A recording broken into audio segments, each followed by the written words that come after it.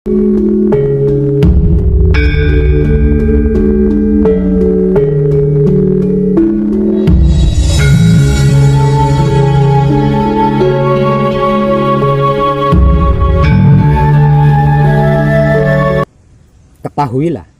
tidak semua manusia hidup di dunia ini adalah manusia baru yang diciptakan oleh Romo.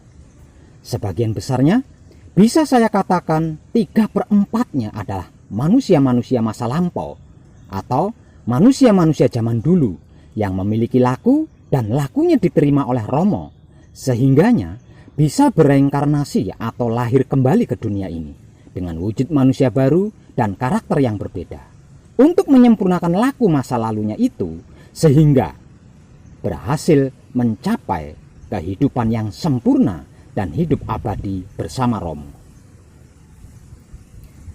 1/4 manusia baru pun akan mengalami hal yang sama seperti manusia-manusia lama jika tidak memiliki laku. Karena itu, orang-orang lama atau orang-orang dengan kehidupan baru ini berjuang mati-matian dengan bersusah payah mencari identitas jati diri pribadinya. Begitu juga dengan manusia-manusia baru yang terbuka mata dan hatinya untuk kembali sempurna seperti pada mulanya. Sebab hanya dengan mengetahui identitas jati diri pribadinya yang sebenarnya, laku di masa lalu yang belum selesai itu bisa diselesaikan sehingga bisa mencapai kesempurnaan abadi bersama Romo. Dan bisa menyelamatkan, bahkan menyempurnakan seluruh mata rantai karma keluarganya hingga 7 keturunan, ke kanan, ke kiri, ke depan, ke belakang, ke atas, dan ke bawah. Semuanya tersempurnakan dengan indah dan abadi. Artinya, seluruh keluarga yang sudah tidak di dunia ini lagi bisa mencapai kesempurnaan melalui dirinya. Dan yang masih ada di dunia ini selamat, tidak mengalami masalah duniawi apapun, tidak mengalami sakit jenis apapun, dan tidak mengalami penderitaan dunia dalam bentuk apapun. Namun sayang 1000 kali sayang saya katakan, tidak semua orang bisa berhasil menemukan identitas jati diri pribadi yang sebenarnya.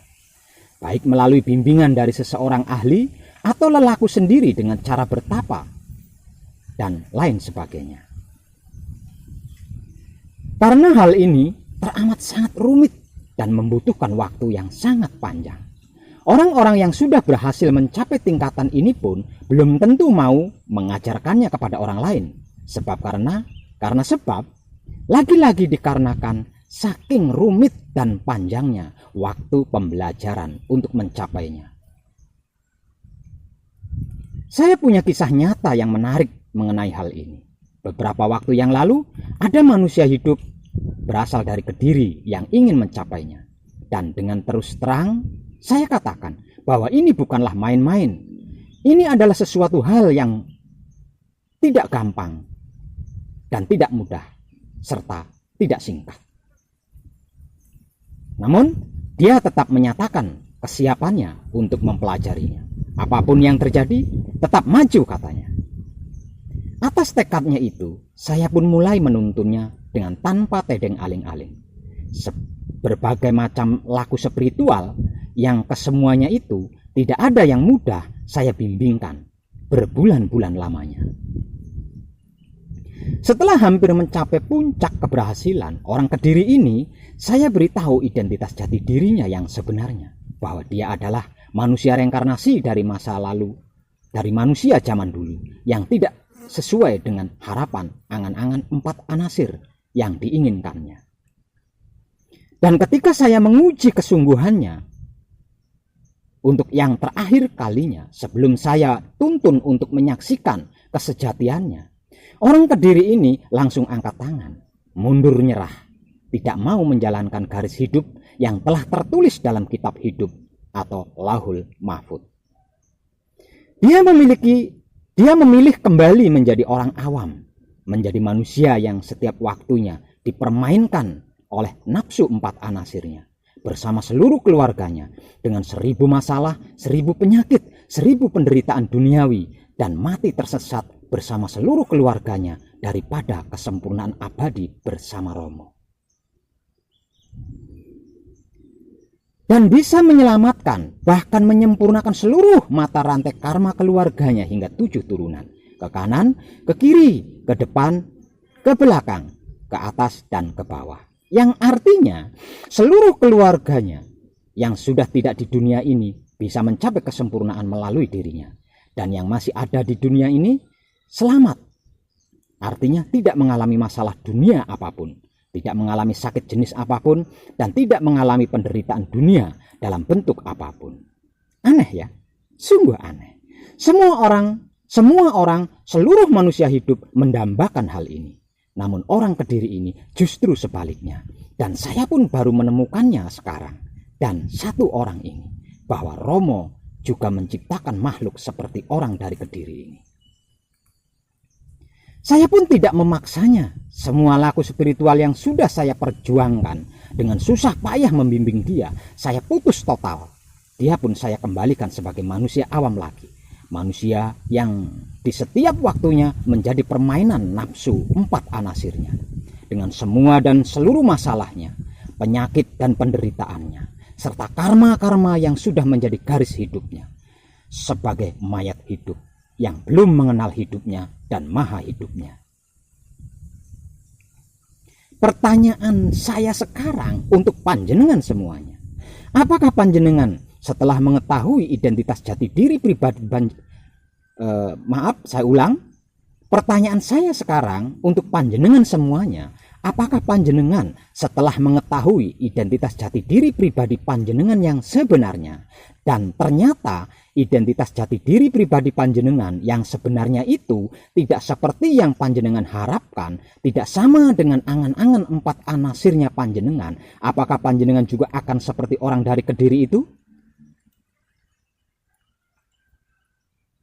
Jika iya, sebaiknya tinggalkan Wahyu Pancagaib dan jangan pernah meminta bimbingan dalam bentuk apapun dari saya, karena saya tidak mau buang waktu dan berkorban sia-sia.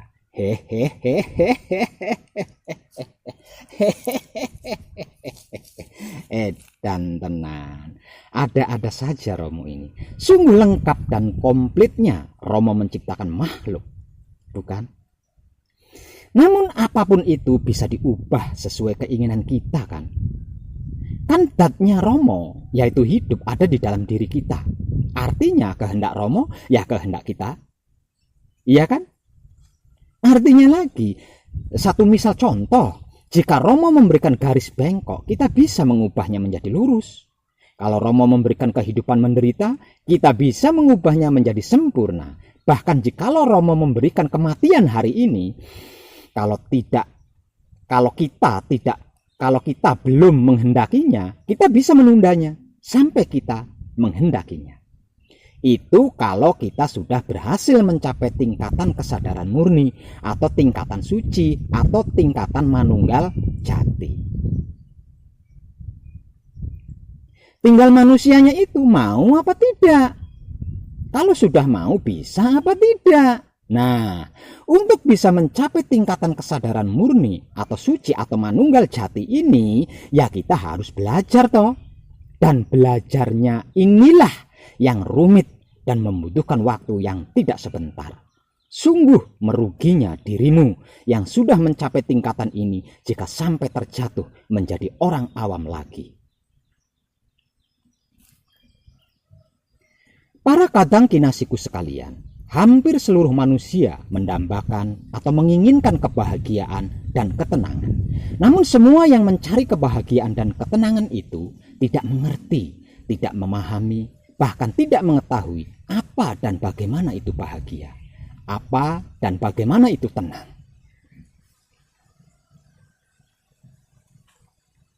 Sebab karena ketahuan inilah hampir semua pencari kebahagiaan dan ketenangan berujung pada petaka. Ada yang dipenjara, ada yang masuk rumah sakit, bahkan dikubur. Ada juga yang stres hingga bunuh diri. Sebenarnya, bahagia dan tenang itu bukan tujuan, melainkan hasil dari tujuan. Namun, tujuan apa dulu? Tujuan yang mana dulu? dan yang bagaimana dulu?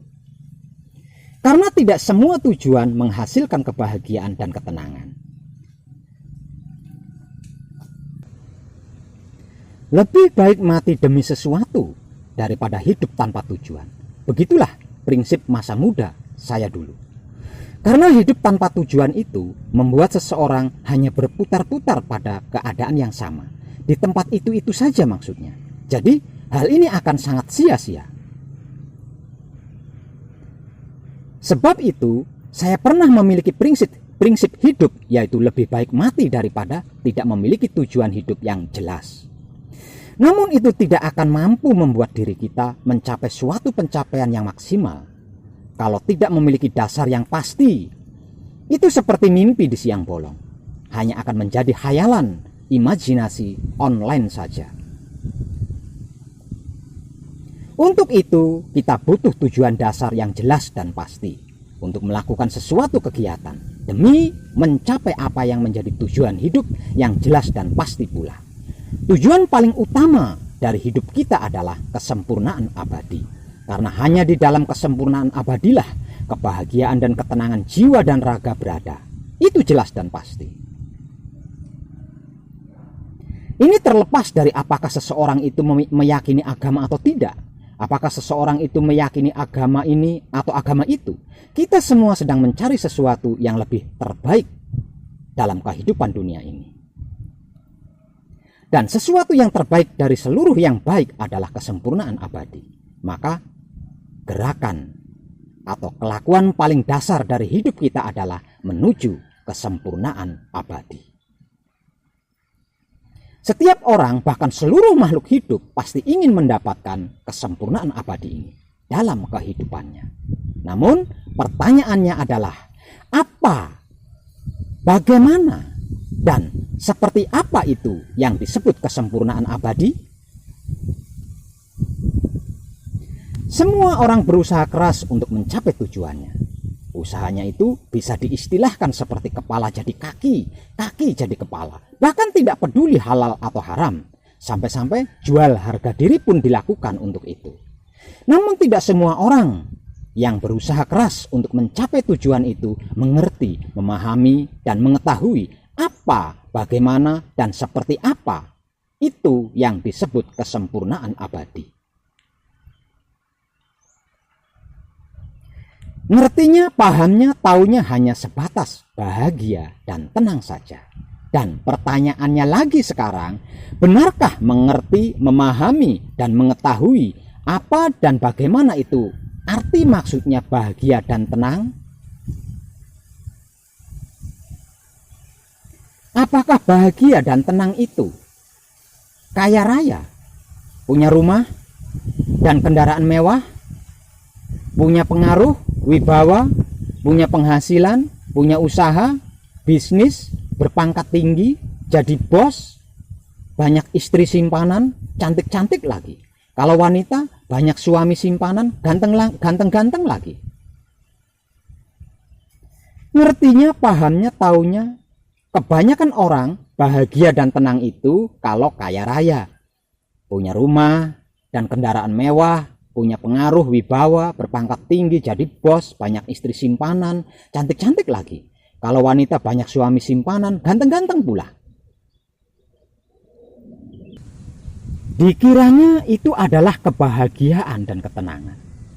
Sebab karena itu, demi untuk mendapatkan rumah dan kendaraan mewah, punya pengaruh, wibawa, berpangkat tinggi, jadi bos, banyak istri simpanan atau banyak suami simpanan, apapun dilakukannya, tidak peduli itu memalukan atau tidak, merugikan orang lain atau tidak, menyakiti orang lain atau tidak. Yang penting mendapatkan itu semua agar supaya bahagia dan tenang hidupnya. Oh my God.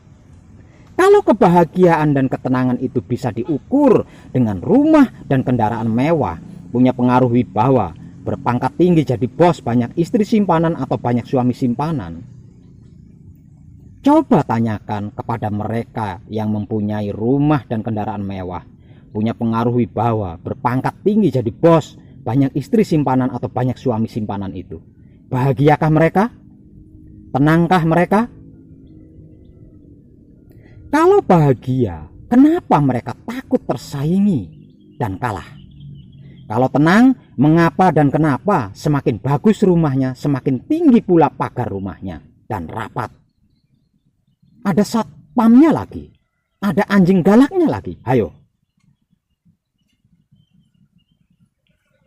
Bahagia dan tenang itu soal pikiran, hati, dan syahwat.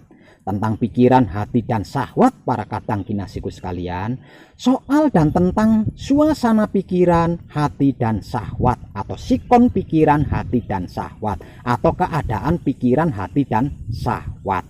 Bukan tentang soal kaya raya, rumah dan kendaraan mewah, punya pengaruh wibawa, berpangkat tinggi, jadi bos, banyak istri simpanan atau banyak suami simpanan. Bukan. Betapapun kita kaya raya, punya rumah dan kendaraan mewah, punya pengaruh wibawa, berpangkat tinggi, jadi bos, banyak istri simpanan atau banyak suami simpanan, jika pikiran, hati, dan syahwat kita tidak bersih, kalau pikiran kita sibuk menilai, menghakimi, menyalahkan, membedakan sesuatu, kalau ada sirik, iri, dengki, fitnah, benci, dendam, hasut di hati kita, kalau syahwat kita brutal kesana kesini, tidak akan pernah bisa merasakan bahagia dan tenang. Karena karena kebahagiaan dan tenang itu soal pikiran, hati, dan syahwat. Tentang pikiran, hati, dan syahwat para kadang kinasiku sekalian, soal dan tentang suasana pikiran, hati, dan syahwat, atau sikon pikiran, hati, dan syahwat, atau keadaan pikiran, hati, dan syahwat yang bersih dan terjaga kebersihannya.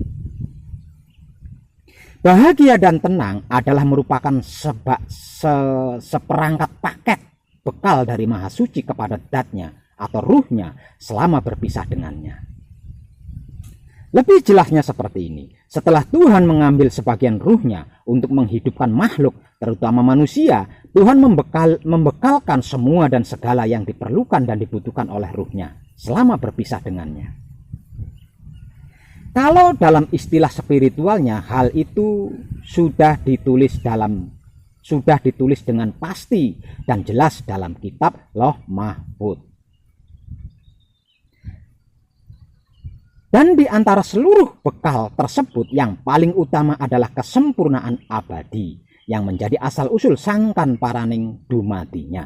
Dan di dalam kesempurnaan abadi inilah ada yang namanya bahagia, tenang, aman, nyaman, damai, sehat, selamat, tentram, dan seluruh kebutuhan rohani atau jiwa, juga keperluan ragawi atau wujud, itu merupakan seperangkat bekal dari Tuhan yang saling berkaitan, tidak bisa dipisah atau terpisah, dan itu ada di dalam kesempurnaan abadi, bukan di luar kesempurnaan abadi.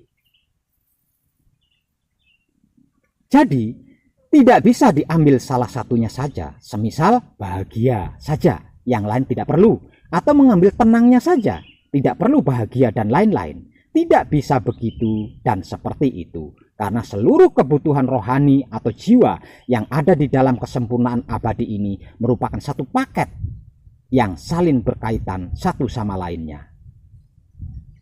Contoh misal, untuk apa sehat jika tidak bahagia? Untuk apa tenang jika tidak selamat? Dan seterusnya. Dan seluruh isi dari kesempurnaan abadi ini ada di dalam diri kita sendiri. Dan tidak bisa diraih dengan pikiran, hati, dan syahwat yang tidak bersih. Jadi tidak bisa diraih dengan cara lain, apalagi meraihnya keluar diri.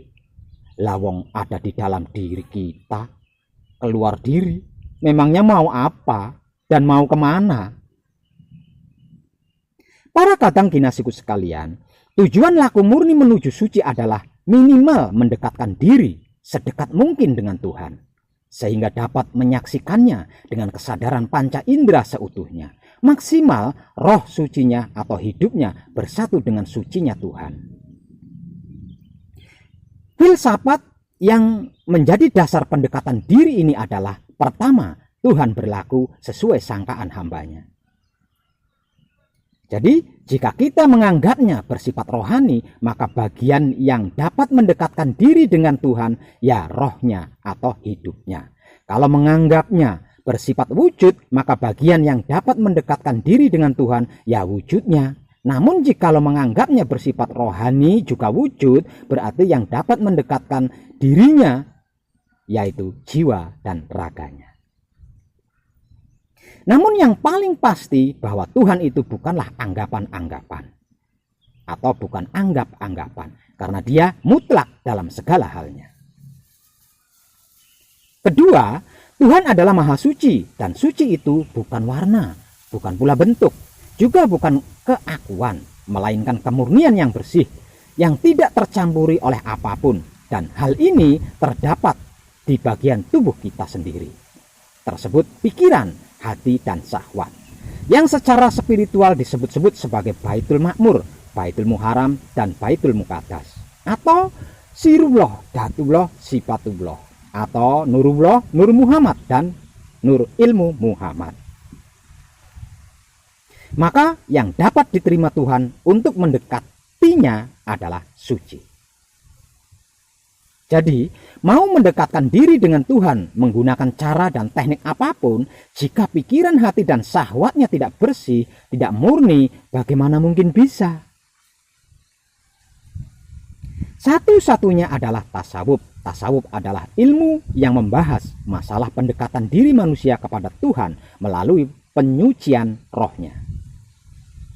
Sebab karena itu tidaklah mengherankan kalau kata sufi dan tasawuf dikaitkan dengan kata-kata Arab yang mengandung arti suci.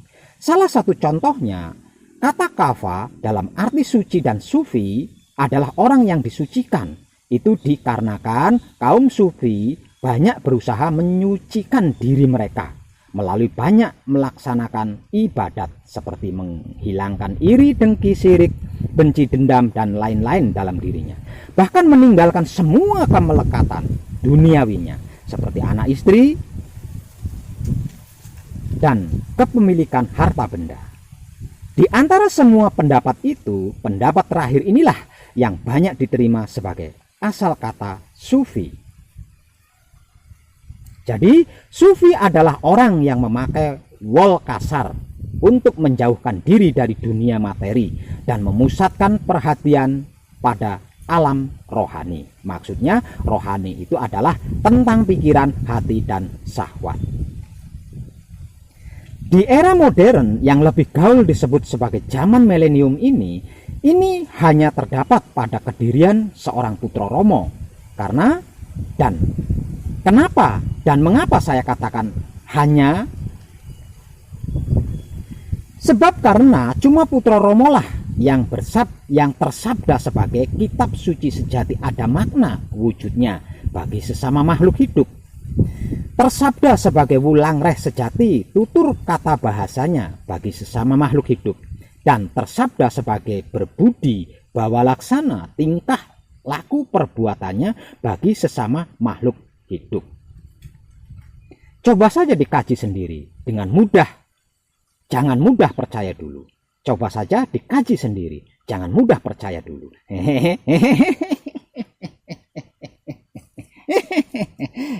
Dan tenang. Dalam filsafat Yunani, hidup manusia adalah suci dan tidak berjenis kelamin, serta berasal dari sucinya Tuhan. Sebab karena itu disebut sebagai roh suci atau Ruh Kudus. Kemudian atas kehendaknya turun ke dunia materi, masuk ke dalam tubuh manusia yang sebelumnya telah dibekali nafsu 4 anasir. Roh yang pada mulanya suci itu menjadi tidak suci lagi karena kemomoran. Dan karena itu tidak dapat kembali ke tempatnya semula yang suci. Untuk itu ia harus mensucikan diri terlebih dahulu dengan cara memusatkan kesadarannya hanya kepada Tuhan yang menjadi asal usulnya, seperti bertapa dan meninggalkan semua kepemilikannya. Dan ini harus murni, artinya tidak boleh tercampuri oleh apapun, terutama ego pamrih dan arogan.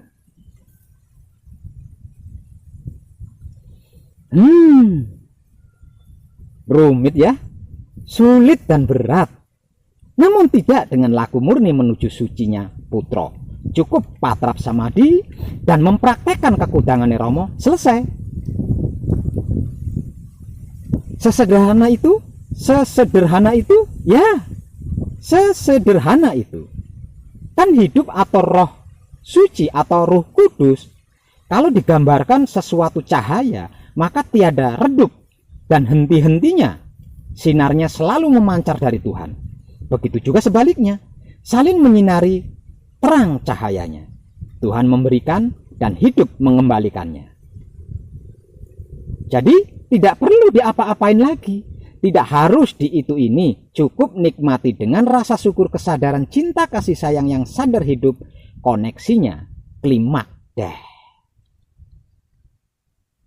Lah, kalau klimak koneksinya sudah bisa kita nikmati dengan rasa syukur, kesadaran, cinta, kasih sayang yang sadar hidup, bukan cuma bahagia dan tenang.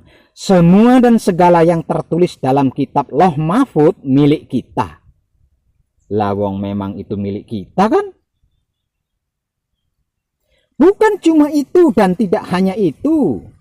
Juga keabadian kita akan tersempurnakan dan kesempurnaan kita sebagai gambaran wujud Tuhan terabadikan.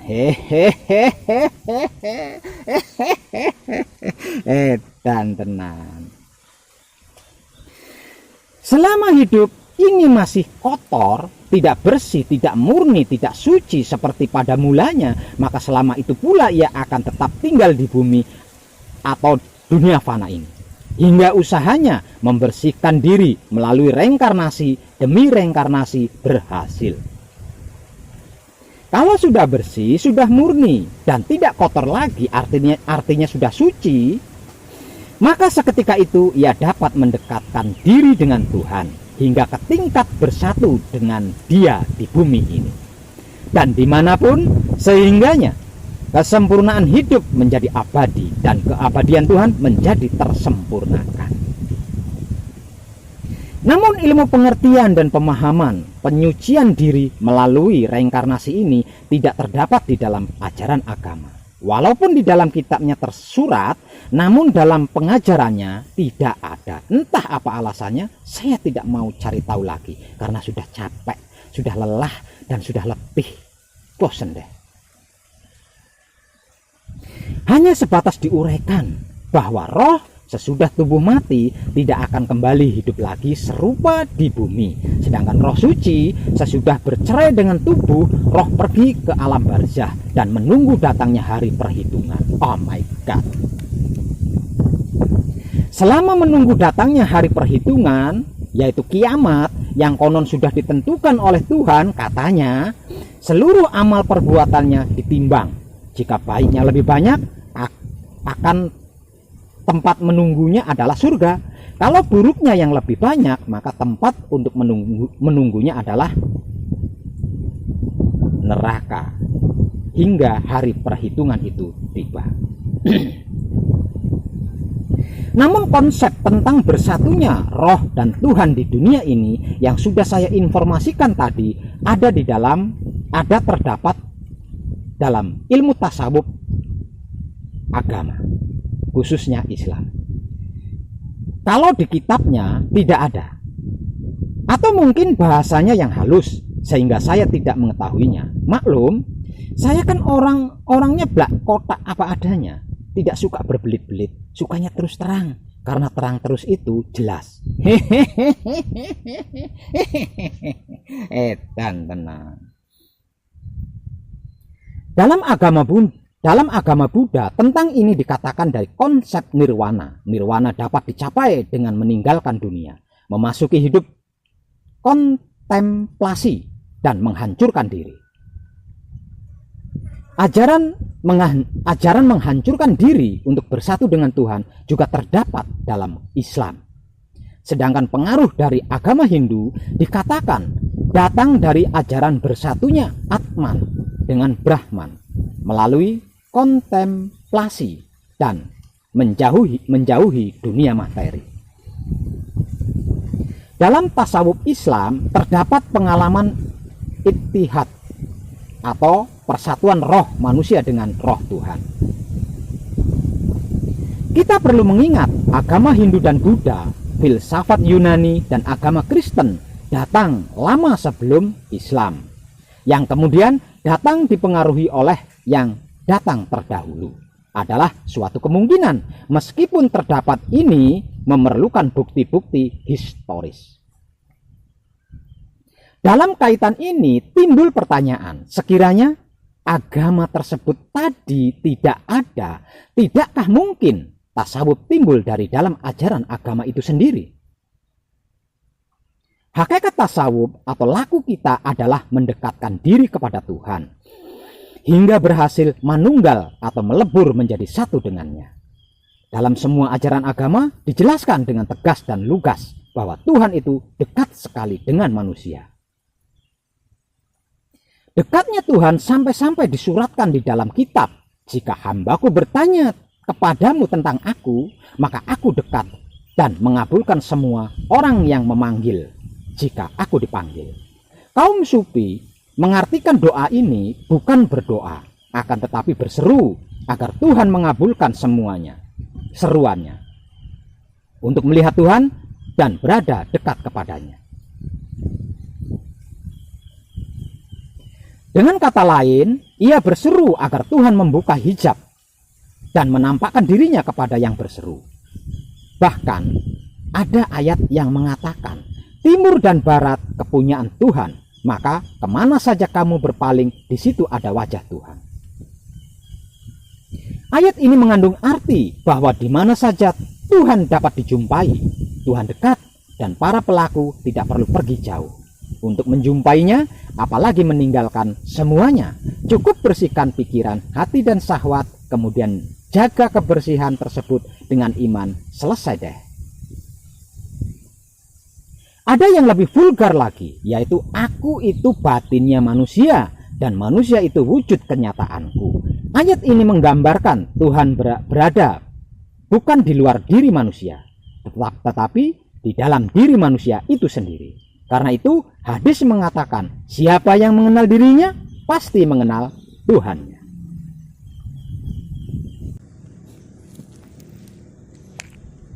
Untuk mencari Tuhan, para pelaku tidak perlu pergi jauh. Cukup ia masuk ke dalam dirinya, dan Tuhan yang dicarinya akan ia jumpai di dalam dirinya sendiri. Dalam konteks inilah ayat berikut dipahami kaum pelaku.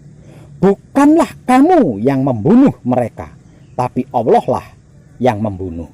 Dan bukanlah engkau yang melontarkan ketika engkau melontarkan pasir, tapi Allah lah yang melontarkan. Di sini kita sebagai para pelaku melihat persatuan manusia dengan Tuhannya. Sesungguhnya perbuatan manusia adalah perbuatan Tuhan jua. Apapun dan bagaimanapun bentuk perbuatan itu, mau baik atau buruk, tinggal manusianya bisa tidak, mampu tidak menyaksikan hal itu dengan kesadaran murninya. Tidak selembar daun kering pun yang jatuh ke bumi ini yang tanpa kehendaknya. Semua kehendaknya, geraknya, dan kuasanya, bahkan dia sendiri. Bahwa Tuhan dekat bukan hanya kepada manusia, tapi juga kepada makhluk lain, seperti hewan, tumbuhan, dan lain-lain. Sebagaimana dijelaskan hadis berikut ini, pada mulanya aku adalah harta yang tersembunyi. Kemudian aku ingin dikenal, maka kuciptakan makhluk, dan melalui mereka aku pun dikenal. Di sini terdapat pengertian dan pemahaman bahwa Tuhan dan makhluk bersatu. Dan bukan cuma manusia saja yang bersatu dengan Tuhan, melainkan seluruh makhluk. Di sini letak perlu dan pentingnya saling berkomunikasi atau berinteraksi satu sama lainnya dengan kesadaran cinta kasih sayang. Kalau ayat-ayat tadi itu mengandung arti ittihad, maksudnya persatuan makhluk, khususnya manusia dengan Tuhan. Dan hadis berikut ini mengandung konsep wahdat al-wujud, kesatuan wujud makhluk dengan Tuhan. Demikianlah ayat-ayat Alkitab dan Al-Quran serta hadis Nabi yang menggambarkan betapa dekatnya Tuhan kepada makhluknya, terutama manusia yang berhati nurani. Gambaran serupa ini tidak memerlukan pengaruh dari luar atau dalam agar seseorang yang beragama dapat merasakan kedekatan Tuhan ini secara benar-benar sadar, bukan hanya katanya belaka. Dengan kebersihan pikiran, hati, dan syahwat, khusyuk beribadat pasti akan merasakan kedekatan Tuhan, lalu melihat Tuhan dengan mata hati atau mata kasat, dan akhirnya mengalami persatuan rohnya dengan roh Tuhan abadi nan sempurna. Dan inilah hakikat tasawuf atau laku yang sesungguhnya, yang sebenar-benarnya. Para kadang kinasiku sekalian, jalan yang ditempuh seseorang untuk mencapai ke tingkat menyaksikan kemanunggalan Tuhan dengan makhluknya dan akhirnya abadi bersama Tuhan secara sempurna begitu panjang dan penuh duri. Berliku-liku pula jalannya, naik turun lagi, terjal dan curam. Bertahun-tahun orang harus menempuh jalan ini. Bahkan saya sendiri, 47 tahun dari usia saya yang sudah 60 lebih. Ini saya habiskan hanya untuk melalui jalan-jalan tersebut. Karena itu, hanya sedikit sekali orang-orang bisa sampai puncak tujuan tasawuf atau laku, yaitu suci. Jalan itu disebut tarekoh dalam bahasa Arabnya, dan dari sinilah berasal kata tarekat dalam bahasa Indonesianya yang sering saya katakan sebagai murni. Kesimpulannya, jelas kan bahwa usaha penyucian diri, langkah pertama yang harus dilakukan seseorang adalah tobat atau bertobat dari seluruh kebiasaannya yang gemar mengotori atau menodai pikiran, hati, dan syahwatnya. Kemudian membersihkannya, lalu menjaga kebersihan pikiran, hati, dan syahwat itu hingga titik darah penghabisan. Taubat atau bertobat artinya tidak akan berbuat luput atau tidak tepat walau sekecil apapun. Dengan laku murni menuju suci alias wahyu panca gaib yang dipraktekkan dengan menggunakan sifat dan sikapnya wahyu panca gaib itu sendiri, yaitu wahyu panca laku atau iman, seperti yang sudah saya informasikan di ratusan video saya di Putra Romo Channel dengan tanpa tedeng aling-aling. Secara umum dan awam, jelaslah bahwa usaha ini memakan waktu panjang. Namun tidak dengan wahyu panca gaib yang dipraktekkan dengan menggunakan sifat dan sikapnya wahyu panca gaib itu sendiri, yaitu wahyu panca laku atau iman. Asalkan pikiran, hati, dan syahwatnya bersih dan terjaga kebersihannya, bisa. Buktinya wong edan bagu bisa. Artinya panjenengan juga bisa.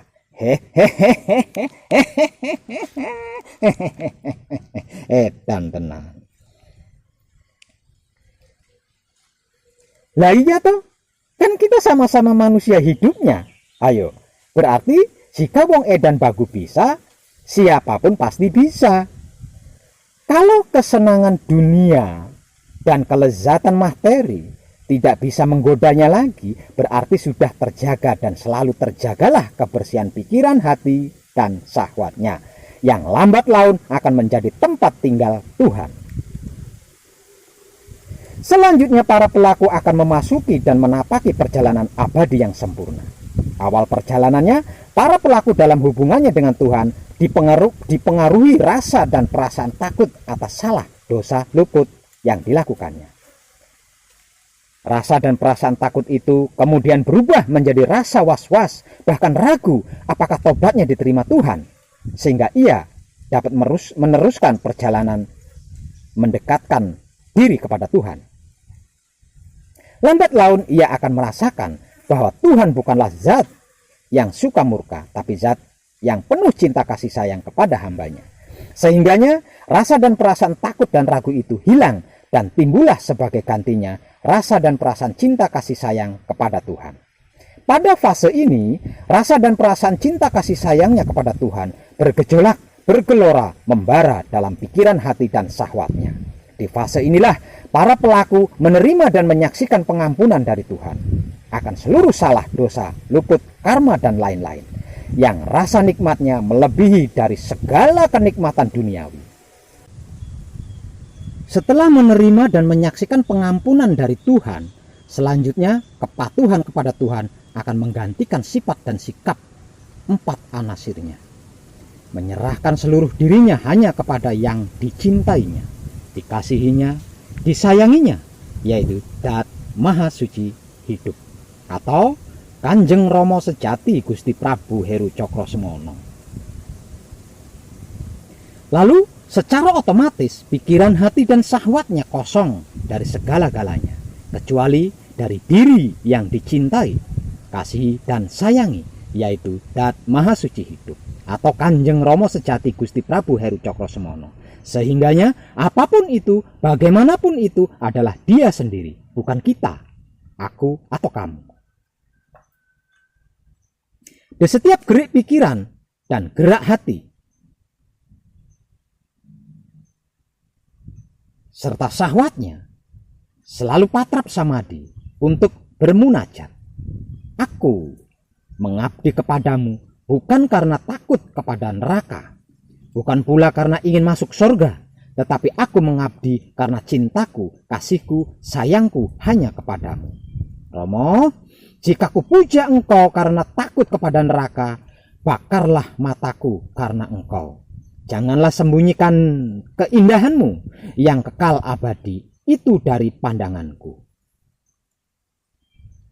Sewaktu hari mulai gelap, patrap samadi micil sowan munajatnya. Di saat bintang di langit telah gemerlapan, mata-mata telah bertiduran, pintu-pintu rumah dan istana telah ditutup. Tiap pecinta maksiat sedang berduaan dan memadu kasih anasir dengan pasangannya. Dan inilah aku berada di hadiratmu, Romo. Ketika fajar menyingsing, patrap samadi micil toto lenggah. Munajatnya, wahai buah pikiranku, buah hatiku, buah syahwatku, malam telah berlalu dan siang segera akan menampakkan diri. Makhluk-makhluk telah bertebaran mencari makan dan minum untuk memuaskan kebutuhan birahi 4 anasirnya. Hanya engkaulah yang kucintai, kukasihi dan kusayangi. Beri ampunlah pembuat salah, pembuat dosa, pembuat luput yang datang ke hadiratmu. Engkaulah kebutuhanku, keperluanku, kepentinganku, kebahagiaanku. Dari kesenanganku, pikiran, hati dan syahwatku telah enggan mencintai, mengasihi dan menyayangi selain engkau. Ketika kemomoran, patrap samadi micil sampurno. Munajatnya, Romo, aku gelisah.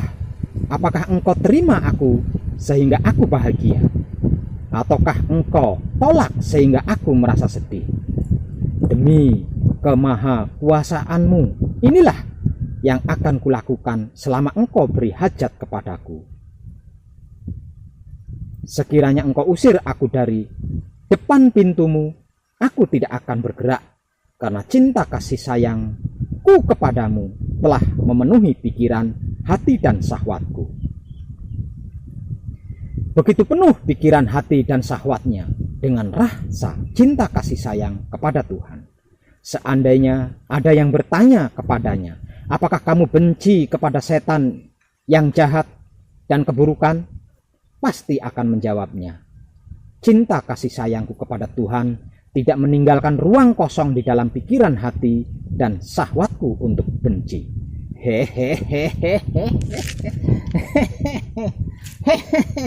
Dan benar.